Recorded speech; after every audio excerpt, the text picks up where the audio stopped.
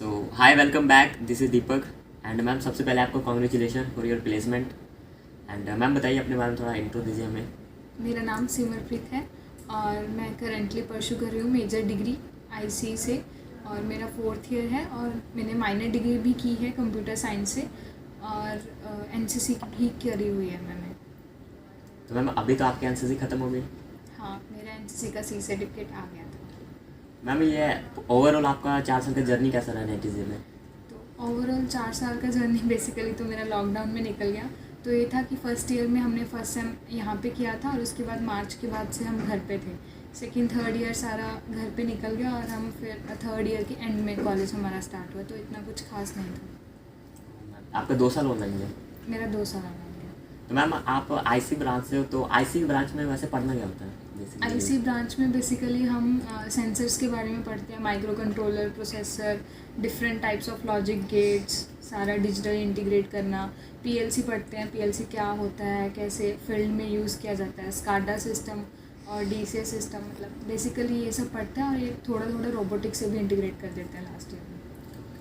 Ma'am, जैसे कि बहुत से स्टूडेंट्स का होता है कि स्टार्टिंग में जैसे कोर ब्रांच मिल जाती है तो उनका यही फोकस होता है कि मैं फर्स्ट ईयर में आऊँ एंड मैं ब्रांच चेंज करने में लग जाते हैं। वो हर साल ऐसे होता है, जैसे मेरे को बहुत सारे कमेंट आ रहे थे। ऐसा बोल देते हैं, मतलब काफ़ी लोग जिनका विजन ये होता है कि हाँ मैंने सीएससी ही लेनी है, या जिन लोगों का इंटरेस्ट नहीं होता अपनी ब्रांच में, तो वो क्या कर सकते हैं कि वो पहले कॉलेज ले लें कोई भी, जैसे किसी भी एनआईटी में ले लें, और अगर उनको अच्छी ब्रांच नहीं मिली और उन्होंने अगली ब्रांच लेनी है कोई इससे अपर ब्रांच, तो वो कर सकते हैं कि वो फर्स्ट ईयर में आके वहाँ पे अच्छे से पढ़ें और अगर उनकी सीजी बेटर हुई और अगर किसी जो ब्रांच में उनको चाहते हैं वो लेनी, तो अगर उस ब्रांच में सीट खाली हुई तो वो ब्रांच ले सकते हैं वो basis on the higher CG.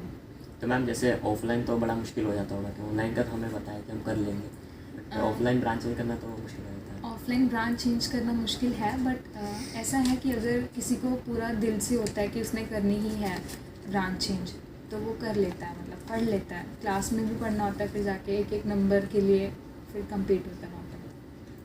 तो मैम, जैसे अभी आपने कोर में थे तो आप टेक कंपनी के लिए प्रिपरेशन की, तो मैम ये सारा शेड्यूल आपको पता है बहुत हार्ड होता है। जैसे एनआईटी में 8:30 से 5:30 क्लासेस होती है, तो कोर प्लस मतलब जो टाइम जैसे कोडिंग कर रहे थे वो आपने मैनेज कैसे किया था ये?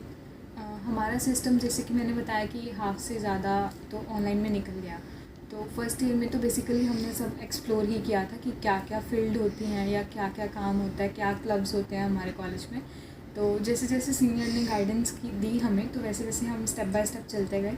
और जैसे कि हमारा फर्स्ट ईयर के लास्ट सेम सारा ऑनलाइन चला गया था, तो ऑनलाइन में हमें काफ़ी टाइम मिल गया था पढ़ने का भी।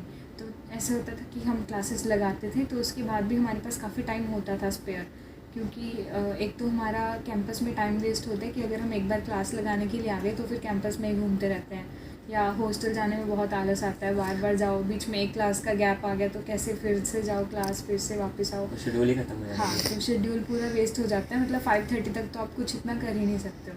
बट घर पे क्या होता था कि घर पे हम बैठ के एक ही जगह पे क्लास लगा रहे होते थे, तो जब भी बीच में ब्रेक आता तो तब अपना कुछ स्टडी कर लो।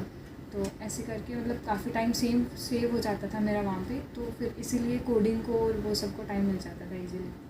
तो मैम, जैसे एक ऐसे स्टूडेंट भी होते हैं ना, जैसे वो उनका माइंड ही मतलब बदलता रहता है। जैसे कभी कोर कर लें, कभी वो टैग कंपनी जैसे कोडिंग ले लें, वो शिफ्टेड नहीं कर पाते जैसे पूरा सेमेस्टर, मतलब जैसे वो ईयर चलता है मेरा इसमें ये है कि आपको डबल माइंडेड हो पहले जाते हैं बहुत ज़्यादा। आपको पहले सोचना चाहिए कि आपने करना क्या है। लाइक अगर आप 2 किश्तियों में पैर रखोगे तो किसी पे भी अच्छे से चढ़ नहीं पाओगे। तो आपको एक किश्ती में पैर रखना और उसी को आगे बेस्ट लेके जाना है। मतलब वो काम करो जिसमें आप एक बार बस घुस जाओ और उसे बेस्ट तक करो, या फिर कुछ भी मत करो।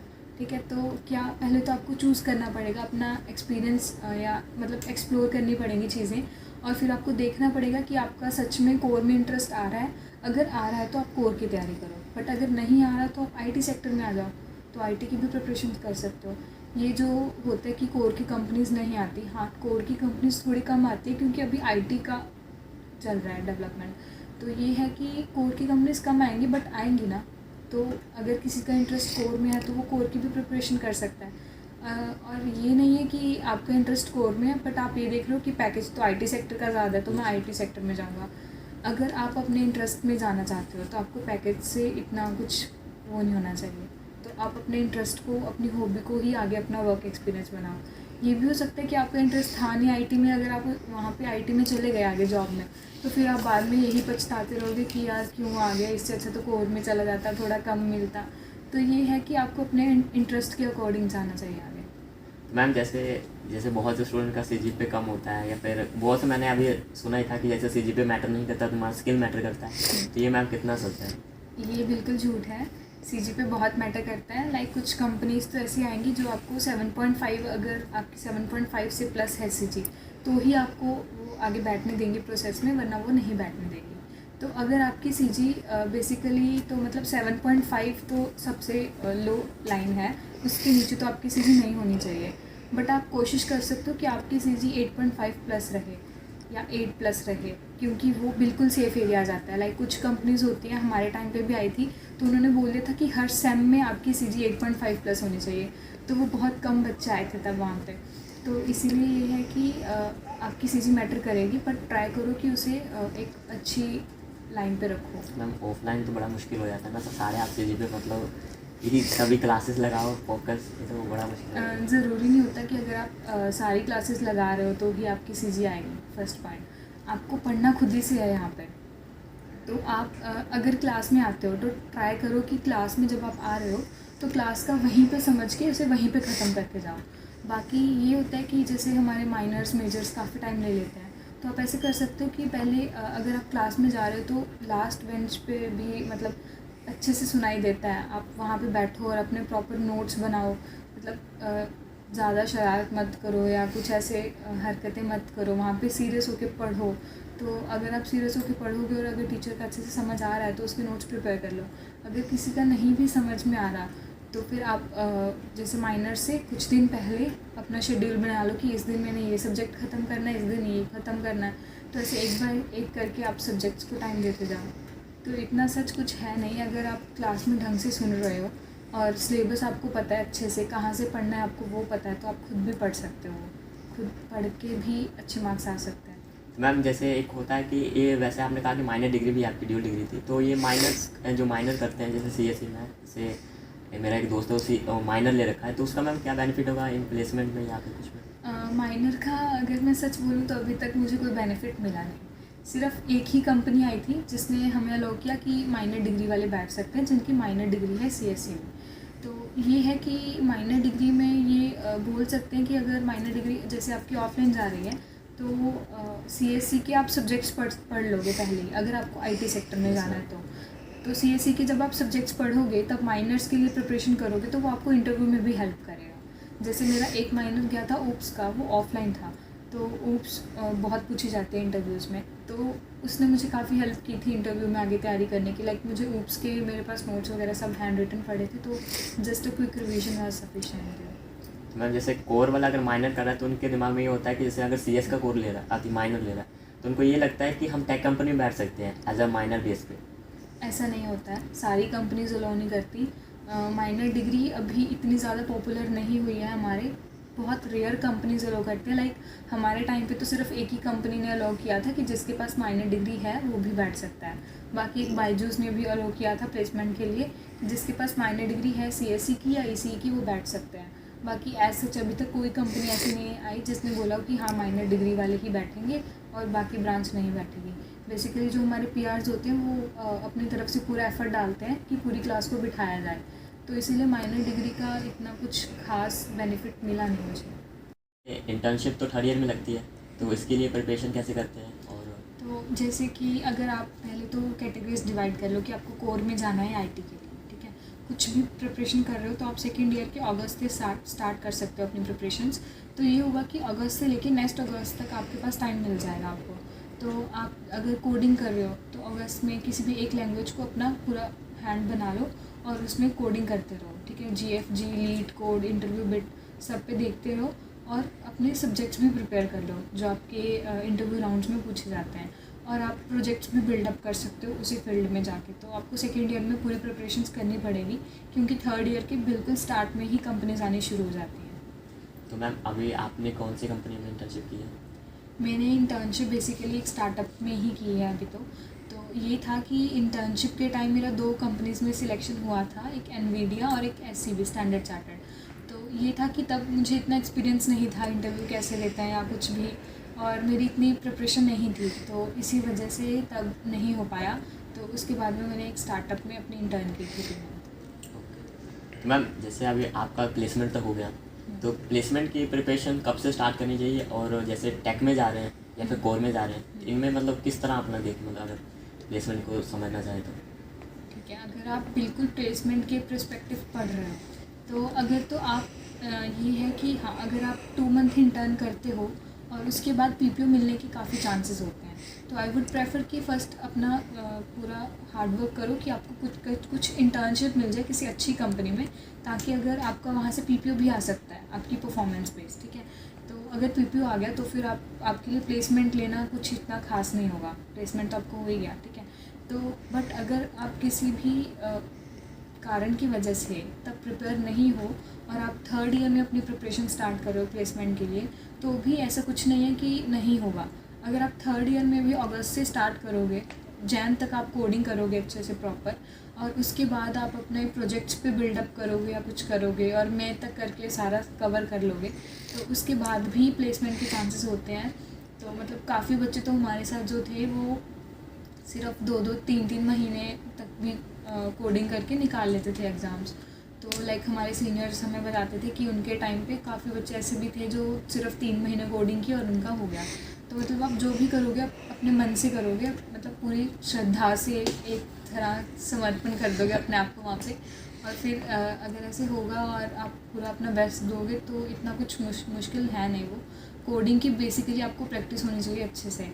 और अगर आप कोर में जा रहे हो तो सेम विद द कोर के जो भी सब्जेक्ट्स हैं आपके, अगर आपने गेट की प्रिपरेशन करनी है या कोर में ही कोई जॉब लेनी है, तो वो सब्जेक्ट्स अच्छे से पढ़ने शुरू कर दो। जैसे हमारे में जो कोर की कंपनीज आते हैं वो बेसिकली क्या पूछते हैं, ऑप-एम्प्स पूछ लेंगी, मक्स, डी मक्स, तो ये सब क्वेश्चंस पूछे जाते हैं। तो इसी वजह से मतलब वो शुरू से बच्चे प्रिपेयर करते हैं, क्लास में अच्छे से समझते हैं, तो कोर के भी इतना कुछ डिफ़िकल्ट नहीं है, हो जाएगा। मैम जैसे आपने तो अलग अलग लैंग्वेजेस होती है, जैसे C++, पाइथन, जावा, जो भी है, मैं करता तो नहीं हूँ, बट इसमें से क्या ज़्यादा इंपॉर्टेंस है, मतलब जब आपके टाइम पे जब प्लेस हुए थे तो कौन सी लैंग्वेज ज़्यादा हाँ, इम्पोर्टेंट है? किस पे हाँ। फोकस करें बच्चे? ऐसा कुछ नहीं है कि कौन सी लैंग्वेज करनी चाहिए, बट हाँ, आई वुड प्रेफर कि आप C++, जावा या पाइथन, इन तीनों में से कोई भी लैंग्वेज कर सकते हो। तो बेसिकली अगर आपको किसी डाटाबेस या बैकएंड वाली कंपनी में जाना है तो बच्चे जावा ज़्यादा प्रेफर करते हैं, क्योंकि अगर आप जावा लेके जाओगे तो वहाँ पे आगे जाके आपको इजी हो जाएगा। जैसे मैंने C++ की है, बट मैंने अपने इंटरव्यू से क्वेश्चंस पूछे हैं, तो मैंने उनसे पूछा था कि मुझे क्या करना चाहिए आगे प्रिपेयर। देन दे सेड मी कि शिफ्ट टू जावा लैंग्वेज, क्योंकि बैकएंड में जावा बहुत इंपॉर्टेंट होती है। तो वो कहते कि जावा लैंग्वेज सीखो आने से पहले। तो अब हम जावा सीखेंगे और फिर वहाँ पे जाके वही लैंग्वेज काम में आएगी। तो ये डिपेंड करता है कंपनी पे कि वो किस लैंग्वेज में काम कर रही है और आगे कौन सी काम, मतलब क्या काम करना है उन्होंने जाके। तो वो आपको बेसिक आइडिया तभी दे देते हैं, तो आप स्टेप बाय स्टेप वो फॉलो करते हो। तो उससे पहले तो आप कोई भी लैंग्वेज सीख सकते हो, C++, जावा, कुछ भी सीख सकते हो। तो मैम जैसे एक वो होता है, आई मीन क्वेश्चन कि जो कोर में है स्टूडेंट, तो वो टेक में जा रहा है, जैसे टेक में प्लेसमेंट में बैठ रहा है, तो कोर का भी पूछते हैं कि जो टेक का भी पूछ लेते हैं? ऐसा नहीं है, आपको कोर का भी पूछ सकते हैं। मुझे मेरे इंटरव्यू राउंड में कोर का ही क्वेश्चन पूछा गया था, मुझसे मक्स डिज़ाइन करवाया था उन्होंने। तो आपको बेसिक आइडिया होना चाहिए आपकी कोर का, क्योंकि ऑब्वियस है अगर आप उसमें मेजर डिग्री कर रहे हो, एग्ज़ाम्स में पास हो रहे हो, तो आपको कुछ ना कुछ तो आइडिया होगा कोर का। तो ये है कि हाँ, आपको कोर की भी थोड़ी बहुत प्रिपरेशन करनी पड़ेगी, मतलब क्लास में अच्छे से सुन लो तो भी हो जाएगा। इंटरव्यू में इतना हार्डशिप नहीं पूछेंगे, बेसिकली एक क्वेश्चन पूछेंगे मुश्किल से, बट हाँ पूछ भी सकते हैं, वो उन पर डिपेंड करता है। मैम मेरा लास्ट क्वेश्चन ये है कि वो आपका पैकेज कितना है? अभी हमारा पैकेज रिवील नहीं किया गया, लाइक अभी हमारा ऑफ़र लेटर आया नहीं है कंपनी की तरफ से, तो अभी पैकेज के बारे में कुछ बोल नहीं सकती। तो ये है कि हाँ, it was a decent package. Decent, I think estimate कितना होगा? It will be a decent package, मतलब 18 to 20 में भी 18 to 20 CT सीनियर में। ओके। तो मैम इसमें आपको वैसे मेरा ये भी समझ में कभी नहीं आया मेरे को, CTC होता क्या है वैसे? जैसे 8 LP मतलब जैसे 18 लाख का हुआ तो उसमें CTC लग गया, तो उससे हैंड मतलब कितना मिलता है वो? तो ये होता है कि जैसे अगर किसी कंपनी का CTC वो आपको 10 दे रही है, तो अगर उसका 10 CTC है तो उसमें वो सारा आपका इन हैंड नहीं होता, उसमें से कुछ बेस होता है, तो वो बेस भी बताती है। जैसे किसी कंपनी को 10 CTC है और 7 बेस है, तो आपको इन हैंड वो 7 देगी पर ईयर, पर एनम, ठीक है।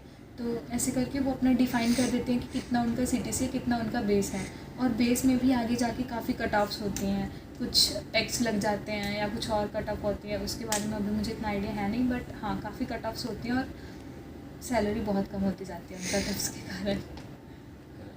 मैम लास्ट है कि जो भी अभी स्टूडेंट्स है या फर्स्ट ईयर जो भी आने वाली है, तो उनके लिए क्या मैसेज होगा आपका अपना फोर्थ ईयर के हिसाब से? कॉलेज NITJ कैसा है? मतलब NITJ एक डिसेंट कॉलेज है, अच्छा कॉलेज है, कंपनीज आएंगी यहाँ पे। अगर आप CSE और IT डिपार्टमेंट से हो तो बहुत कंपनीज आएंगी सी में। तो ये है कि हाँ एक्सपीरियंस बहुत अच्छा था, चाहे वो ऑनलाइन में निकल गया आधे से ज़्यादा, बट हाँ it was a good experience.